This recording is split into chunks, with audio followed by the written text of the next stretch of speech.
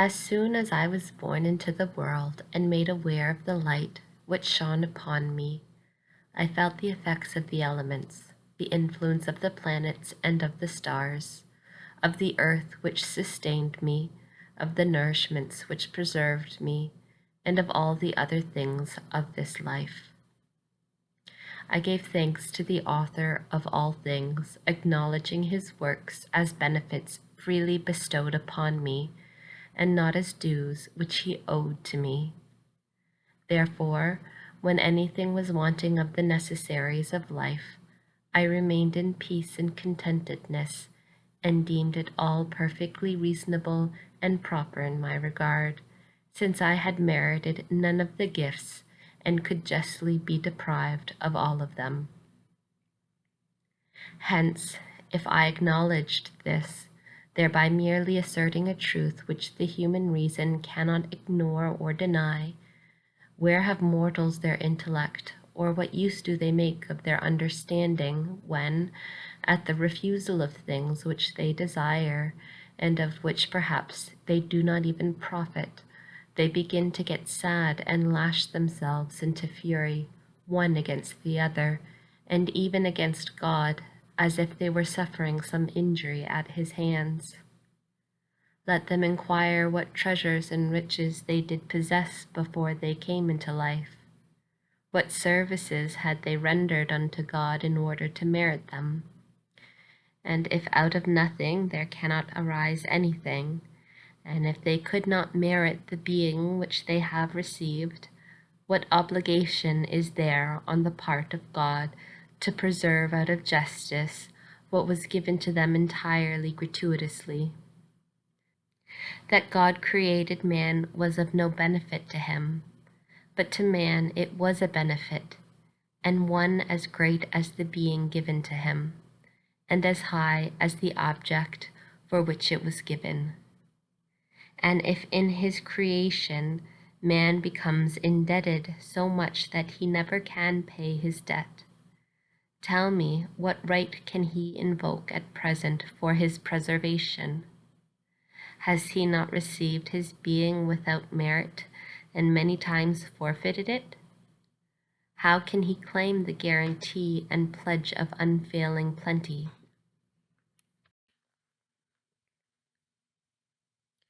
If the first transaction and operation was a mortgage and a debt by which man binds himself, how can he with such impatience demand favors? And if in spite of all this, the supreme goodness of the Creator furnishes him graciously with what is necessary, why should he be agitated by the want of superfluities? O my daughter, what an execrable disorder and what a despicable blindness of mortals is this! For that which the Lord gives them gratuitously, they do not thank him or even give him acknowledgment. And for that which he denies them justly and sometimes most mercifully, they are restless and proudly desirous, and they try to procure it by unjust and forbidden means, throwing themselves into the very destruction which flies from them. The first sin alone, committed by man, was sufficient to cancel man's right to the friendly service of all the other creatures. And if the Lord himself would not restrain them, they would turn in vengeance upon man and refuse to render any service or help for sustaining his life. The heavens would deny them their light and benign influences. The fire would refuse its heat. The air would cease to serve for respiration, and all the other things would in their particular way refuse their services, since they would in justice be bound to refuse them.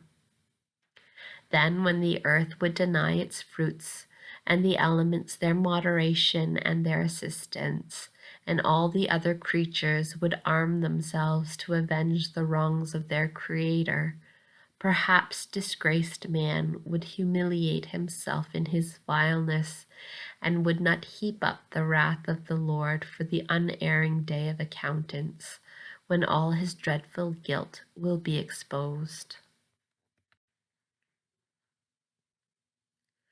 But thou, O my dearest friend, fly from such base ingratitude, and humbly acknowledge that thou hast received thy being and life gratuitously, and that gratuitously its author preserves it for thee.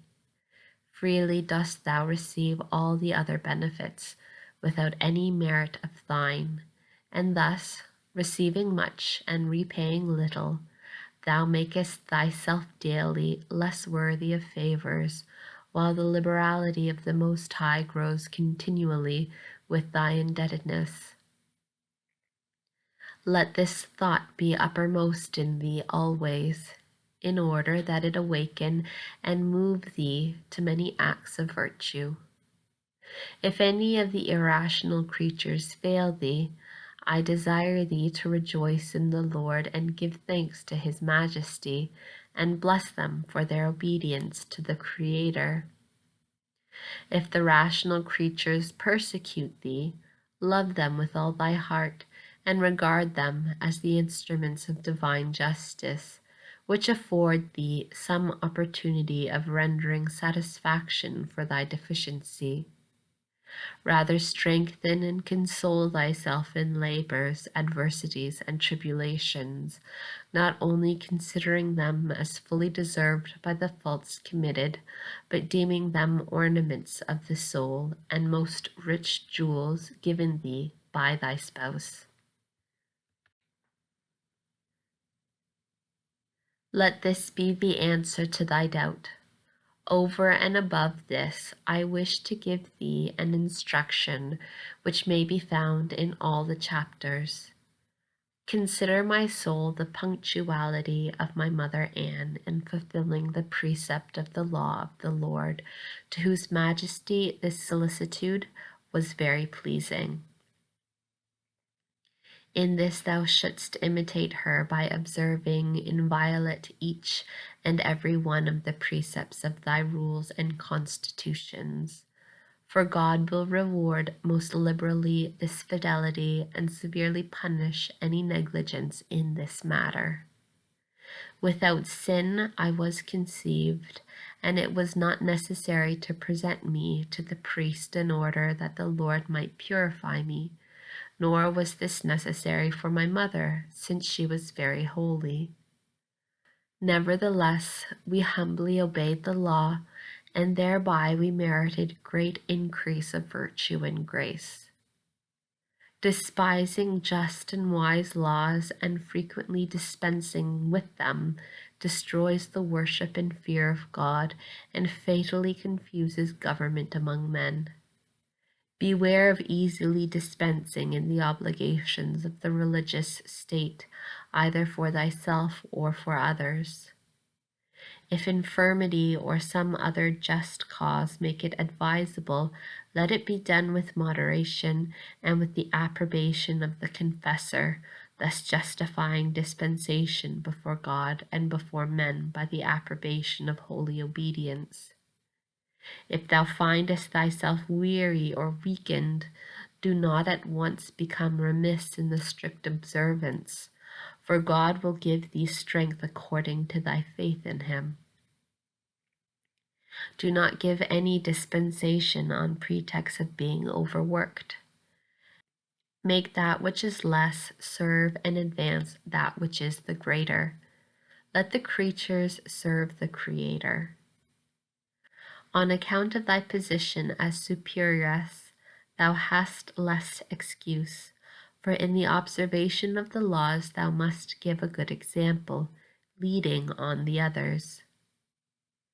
Therefore, for thyself, no merely human motive can serve as an excuse, though thou mayest sometimes excuse thy sisters and subjects on such accounts. Note, moreover, my dearest, that I desire thee to lead in perfection. Therefore, this rigor is necessary, not even taking into consideration that the observance of the precepts is a duty to God and men.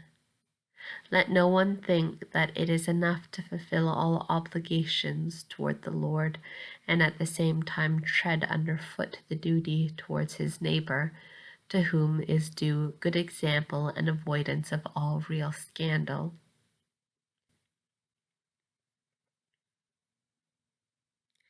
O Queen and Mistress of all creation, would that I could attain the purity and the virtue of the supernal spirits, in order that their inferior part of my being, which weighs down my soul, may prompt me to fulfill thy celestial teachings. I have become burdensome unto myself, but with thy intercession and the gracious favor of the Most High, I will be able to obey thy will and his with a loving promptitude of heart. Let not thy intercession and support and the guidance of thy holy and wise counsels ever fail me.